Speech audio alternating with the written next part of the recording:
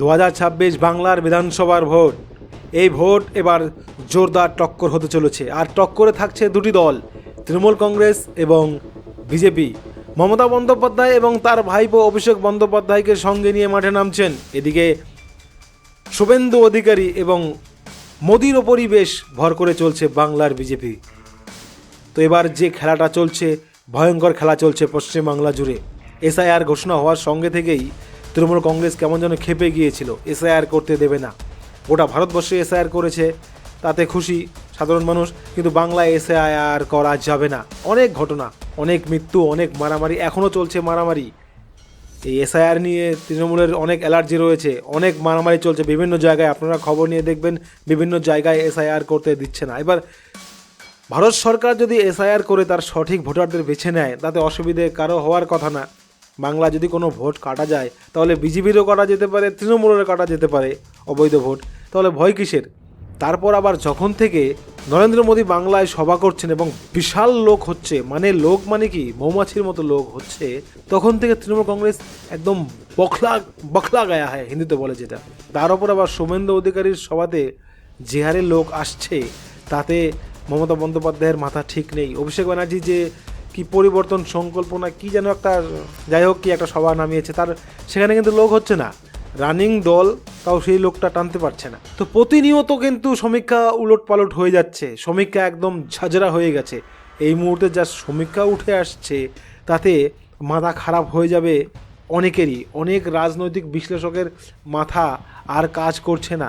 যা নতুন সমীক্ষা এসেছে বাজারে, তা যথেষ্ট উদ্বেগের। অনেকেই মানে রাজনীতি থেকে নিজেকে সরিয়ে নিচ্ছে, কারণ যে ফল হতে চলেছে, অনেক নেতাই বুঝে গেছে ভাই জিতলে খবর আছে। 2021-এ ফলাফল যেটা হয়েছিল, তারপর অনেকজনের টিন, বাড়ির ঘর, দোকান ভাঙা হয়েছিল, আবারও ভয় পাচ্ছে। এবার তো অনেক বড় টিন ভাঙা হতে পারে, দোকানপাট আক্রমণ, খুন, রাহাজানি, অনেক কিছুই হবে। অনেকেই ভয় পাচ্ছে, অনেকেই ছুটিয়ে পড়ছে। তো এবার যে সমীক্ষা, তা কিন্তু পরিবর্তন হচ্ছে। দেখুন, সমীক্ষা এখন ঠিক এইরকম হয়ে গেছে। সমীক্ষাটা আপনাদের সামনে রাখছি, কি ফলাফল হতে পারে, মানে কি হওয়ার সম্ভাবনা রয়েছে। এই মোদি জনসভা, এসআইআর, এই শুভেন্দুর হুঙ্কার, এই সব মিলিয়ে মমতা বন্দ্যোপাধ্যায়ের ফাইল চুরি করা, এইসব চাকরি চুরি, এই সমস্ত বিষয়কে নিয়ে এই মুহূর্তে যা ট্রেন্ড চলছে, ফলাফলটা কিন্তু এরকম হওয়ার সম্ভাবনা রয়েছে। যেমন ধরুন দক্ষিণবঙ্গ বেসিক্যালি আমি যদি বলি, মেদিনীপুর, হুগলি এবং হাওড়া নিয়ে যদি ধরি, এই দক্ষিণবঙ্গে মোট, এই সমস্ত দক্ষিণবঙ্গে আর কি, এই সমস্ত মিলিয়ে দক্ষিণবঙ্গে মোট 112টি আসন রয়েছে। মানে মোটামুটি দক্ষিণবঙ্গ সাইডে 112টি আসন রয়েছে। এই 112টি আসনের মধ্যে বিজেপি 60 থেকে 80টি আসন ছিনিয়ে নিতে পারে।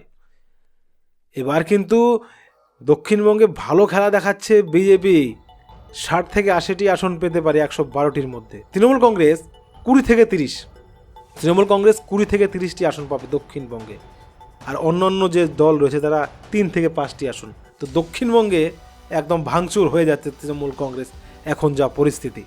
তারপর যদি আমরা একটু কলকাতা এরিয়াতে যাই, কলকাতা এবং তার সংলগ্ন যে এরিয়া রয়েছে, সেখানে মোটামুটি 32টি আসন রয়েছে। এই 32টি আসনের মধ্যে যা দেখা যাচ্ছে, বিজেপি কলকাতার বুকে ভালো খেলা দেখাচ্ছে, 15 থেকে 25টি আসন পাচ্ছে। তৃণমূল কংগ্রেস সেখানে মাত্র 7 থেকে 10টি আসন, আদার্স 2টি আসন মতো পেতে পারে। তো দেখুন, কলকাতা এবং দক্ষিণবঙ্গ, এই সমস্ত এরিয়া দিয়ে বিজেপি কিন্তু খেলা পাল্টিয়ে দিয়েছে, একদম যাতা পরিস্থিতি। এবার যেটা আলোচ্য বিষয়, জঙ্গলমহল। এই জঙ্গলমহলে পরিবর্তন অনেকটাই চলে এসেছে। আদিবাসীরা আর তৃণমূলে ভরসা রাখতে পারছে না, আর জঙ্গলমহলটা কবজা করে নিয়েছে শুভেন্দু অধিকারী জঙ্গলমহলে কাউকে ঢুকতে দেবে না। এবার জঙ্গলমহলটা একদম পুরোটা সিল মেরে দিয়েছে। এই জঙ্গলমহলে 40টি আসন রয়েছে। এই 40টি আসনের মধ্যে বিজেপি এখানে প্রায় 20 থেকে 30টি আসন পাবে। বিজেপি এখানে একাই 20 থেকে 30টি আসন পাবে। আর যদি আমি তৃণমূলের দিকে যাই, তৃণমূল এখানে 10 থেকে 15টি আসন পেতে পারে। এখন যা পরিস্থিতি, এই মুহূর্তে কিন্তু বলছি, এরকম হওয়ার সম্ভাবনা রয়েছে। আর সেখানে অন্যান্য দল 1 থেকে 3টি আসন পাওয়ার সম্ভাবনা পাবে আর কি। এইবার যদি আসি আমি উত্তরবঙ্গের দিকে, উত্তরবঙ্গে 54টি আসন রয়েছে। এই 54টি আসনের মধ্যে উত্তরবঙ্গে খেলাটা এবার মারাত্মক খেলা। 30 থেকে 40টি আসন একাই বিজেপি পাচ্ছে, 30 থেকে 40টি আসন একাই বিজেপি পাচ্ছে। এখানে সুকান্ত মজুমদার ভালো কলকাঠি নাড়িয়ে দিয়েছে, সুকান্ত মজুমদার ব্যাপক ভালো ফল করবে এখানে। বিজেপি 30 থেকে 40, তৃণমূল কংগ্রেস 10 থেকে 20, এর বেশি পাবেই না। অন্য দল 1 থেকে 3। এই হলো পরিস্থিতি এখন, যা ট্রেন্ড ঘুরে গেছে, একদম চাকা ঘুরে গেছে, পরিবর্তনের দিকেই হাওয়া যাচ্ছে, মানে বিজেপির হাওয়াটা ভালো যাচ্ছে এই মুহূর্তে। এবার যেটা বাকি থাকলো মুসলিম বহুল এরিয়া। মুসলিম বহুল এরিয়ায় কি হতে চলেছে দেখুন, হুমায়ুন কবির যে ভেজালটা করছে সেটা তো সকলেরই জানা রয়েছে। এই ভেজালের ফলে তৃণমূলের যে মহা লস হবে সেটা কিন্তু কারো অজানা নয়।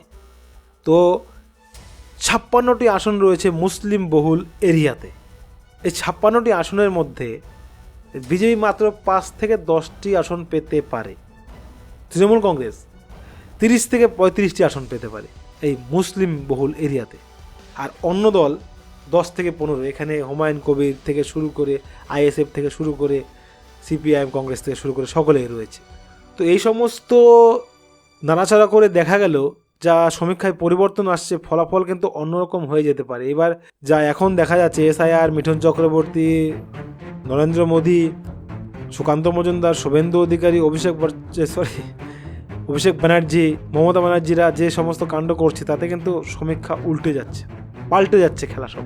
বিজেপি মোটের ওপর 294টি আসনের মধ্যে 160 থেকে 190টি আসন পাবে যা পরিস্থিতি, আর তৃণমূল কংগ্রেস 90 থেকে 110, অন্যরা 20 থেকে 30। তো মোদ্দা কথা, হারছে তৃণমূল কংগ্রেস। এবার 2026-এ হারছে তৃণমূল কংগ্রেস এই মুহূর্তে। এখন দেখুন, এটাই যে হবে তা নয়, খেলা ঘুরে যেতে পারে। মমতা বন্দ্যোপাধ্যায় আবার যদি ওই লক্ষ্মী ভাণ্ডার বাড়িয়ে টাড়িয়ে দেয়, মহিলাদের কিছু করে ফেলে, তাহলে আবার ঘুরতে পারে। কিন্তু এখন এই মুহূর্তে একটা পরিস্থিতি খুব খারাপ, তৃণমূল কংগ্রেসের খারাপ, বিজেপির ভালো।